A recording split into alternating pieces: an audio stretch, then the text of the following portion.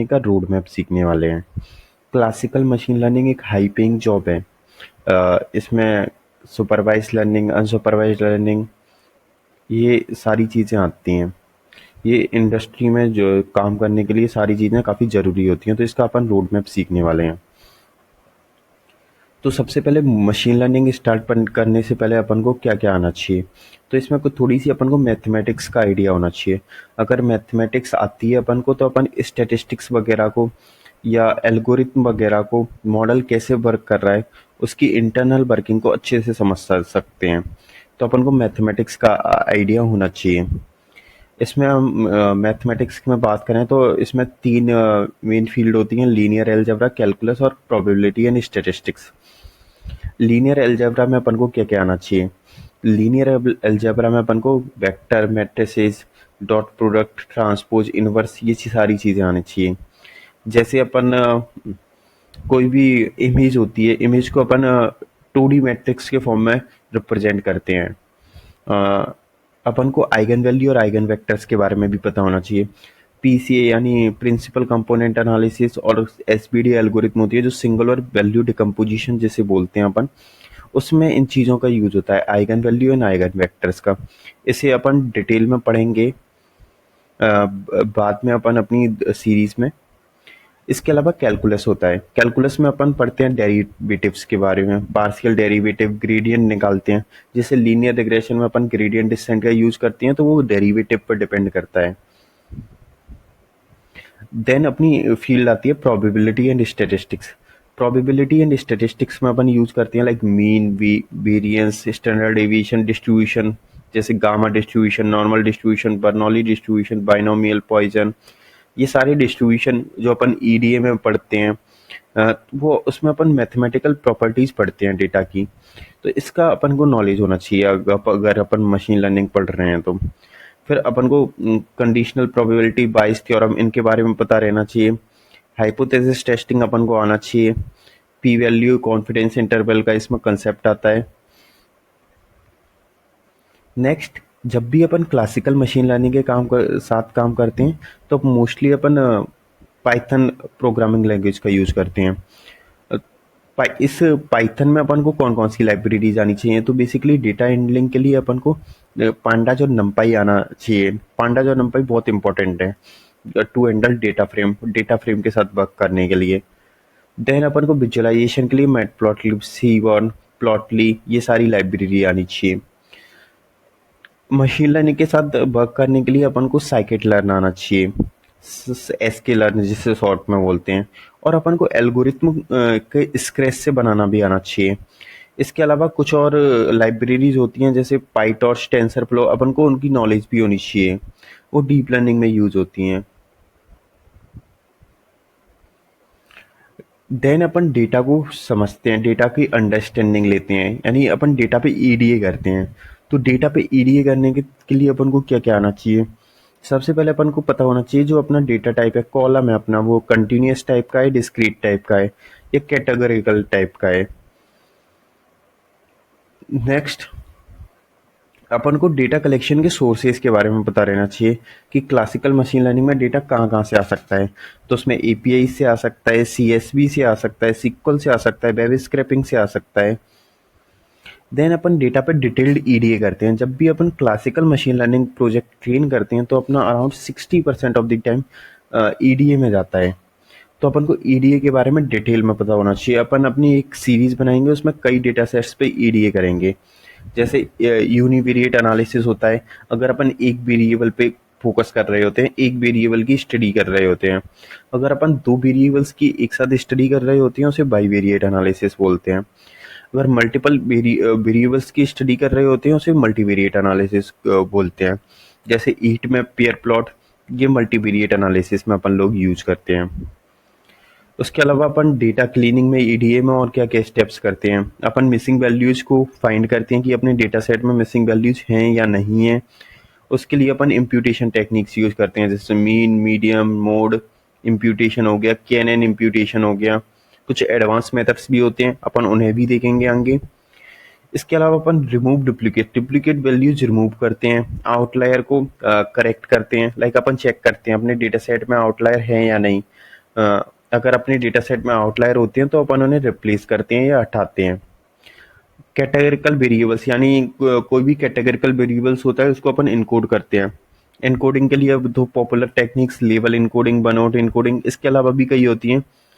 फिर अपन अपने कॉलम्स का को सेम स्केल पे लाते हैं। इसके लिए अपन नॉर्मलाइजेशन स्टैंडर्डाइजेशन टेक्निक्स यूज करते हैं, इसे फीचर स्केलिंग बोलते हैं।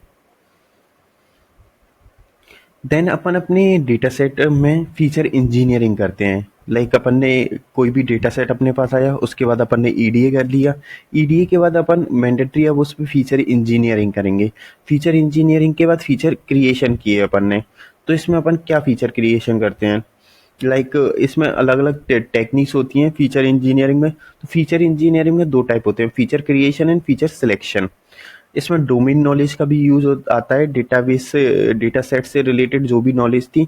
इसके अलावा फीचर सिलेक्शन में तीन टाइप के मेथड होते हैं, फिल्टर मेथड, रैपर मेथड और एम्बेडेड मेथड्स। इनके बारे में भी पता होना चाहिए जब भी अपन क्लासिकल मशीन लर्निंग पढ़ रहे हैं। नेक्स्ट, क्लासिकल मशीन लर्निंग की दो इंपॉर्टेंट टाइप्स होती हैं, supervised machine learning and unsupervised machine learning. तो अपन सुपरवाइज्ड मशीन लर्निंग के बारे में समझते हैं। सुपरवाइज्ड मशीन लर्निंग में मेनली दो प्रॉब्लम आती हैं, रिग्रेशन एंड क्लासिफिकेशन। बट उससे पहले सुपरवाइज्ड मशीन लर्निंग होता क्या है। सुपरवाइज्ड मशीन लर्निंग में अपन को इनपुट भी दिया होता है और आउटपुट भी दिया होता है, यानी लेवल्ड डेटा सेट अपन को सुपरवाइज्ड मशीन लर्निंग में दिया गया होता है। तो अपन लेवल डेटा सेट पर सुपरविजन कर रहे हैं, ट्रेनिंग कर रहे हैं। इसमें आउटपुट है यानी लेवल डेटा सेट है, तो इसे अपन सुपरवाइज्ड ट्रेनिंग बोलते हैं। जैसा कि हमने पढ़ा, इसकी दो मेथड्स होते हैं, रिग्रेशन और क्लासिफिकेशन। रिग्रेशन में क्या होता है, अपन कंटिन्यूअस वैल्यू प्रेडिक्ट करते हैं। क्लासिफिकेशन में क्या होता है, अपन कैटेगरीज को प्रेडिक्ट करते हैं।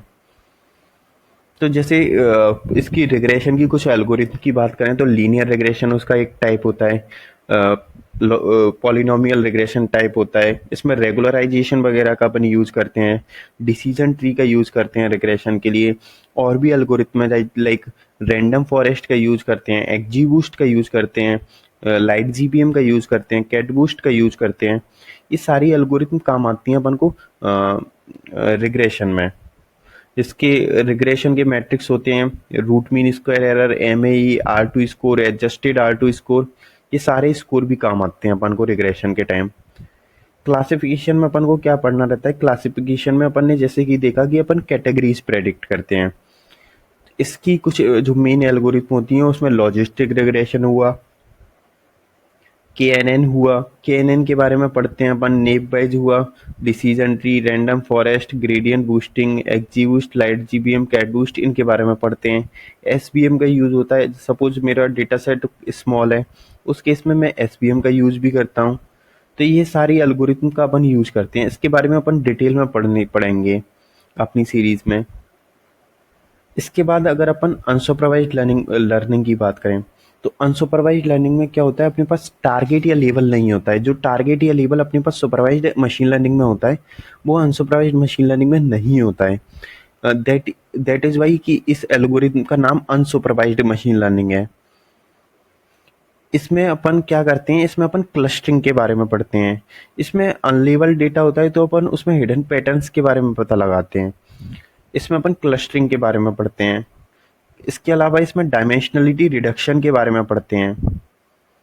एसोसिएशन रूल लर्निंग के बारे में भी इसमें पढ़ते हैं। ये सारी चीज़ें क्या होती हैं, क्लस्टरिंग मतलब मेरे पास डेटा सेट दिया हुआ है और मैं उसमें ग्रुप्स बना रहा हूँ, पार्टीशन बना रहा हूँ, क्लस्टर बना रहा हूँ। उसकी एल्गोरिथम होती है लाइक के means clustering, hierarchical clustering, dB scan.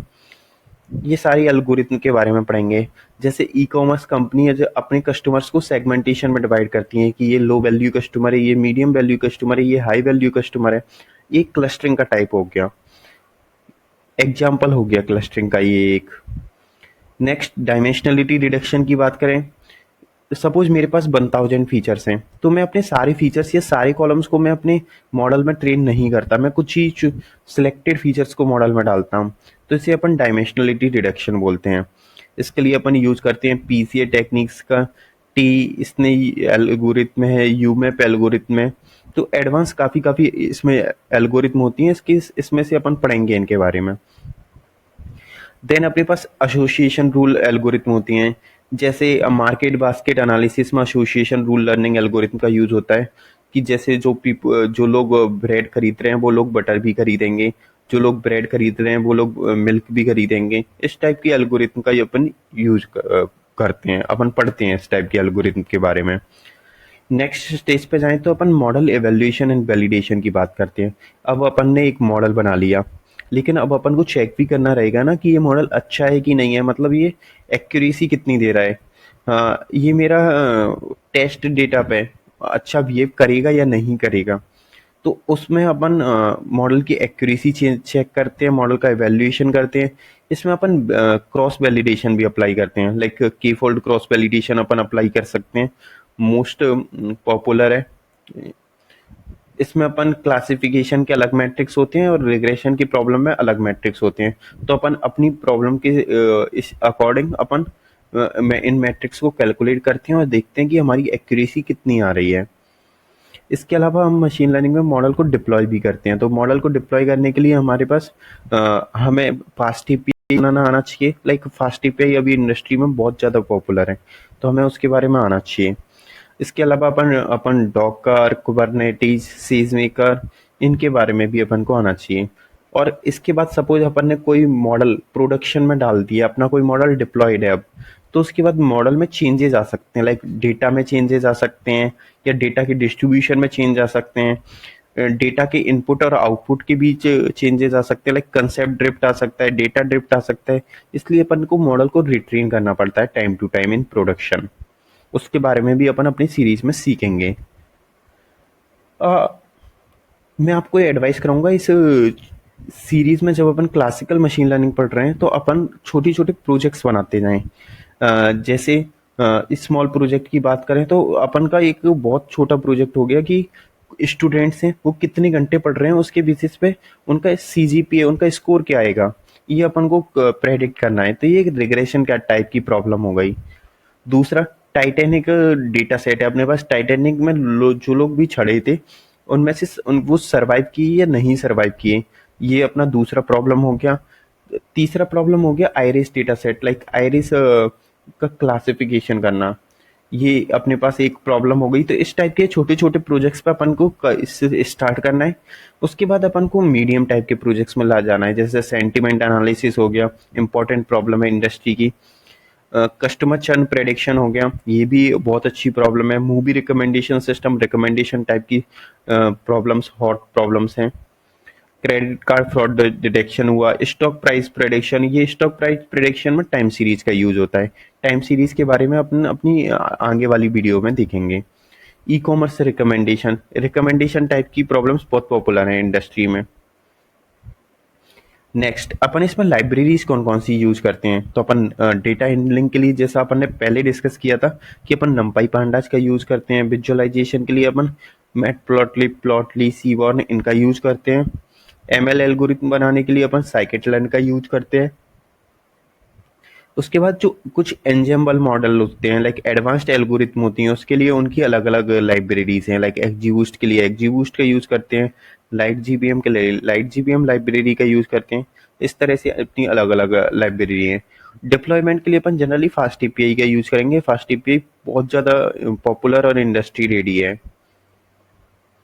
इसका सजेस्ट लर्निंग फ्लो एक बार रिकैप करते हैं कि अपन क्या क्या कैसे करने वाले हैं। तो अपन पाइथन मशीन लर्निंग पाइथन से स्टार्ट करने वाले हैं। उसके बाद अपन मैथ पढ़ेंगे। उसके बाद ईडीए करना सीखेंगे कि डेटा सेट्स अपन को दिए गए हैं उस पर ईडीए कैसे करते हैं। रिग्रेशन और क्लासिफिकेशन के बारे में सीखेंगे स्क्रैच से। फीचर इंजीनियरिंग के बारे में सीखेंगे। लार्जर डेटा सेट के लिए अपन साइकिट लर्न का यूज करेंगे।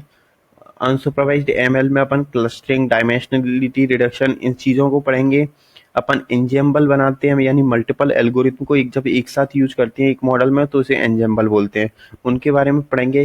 केगल डेटा सेट्स पे अपन प्रैक्टिस करेंगे, मॉडल्स को डिप्लॉयमेंट करेंगे और रियल वर्ल्ड एमएल प्रोजेक्ट पे अपन काम करेंगे। तो इन सारी चीज़ों पे अपन काम करने वाले हैं। अगर आपको कंटेंट पसंद आ रहा हो तो please like, share and subscribe. Thank you.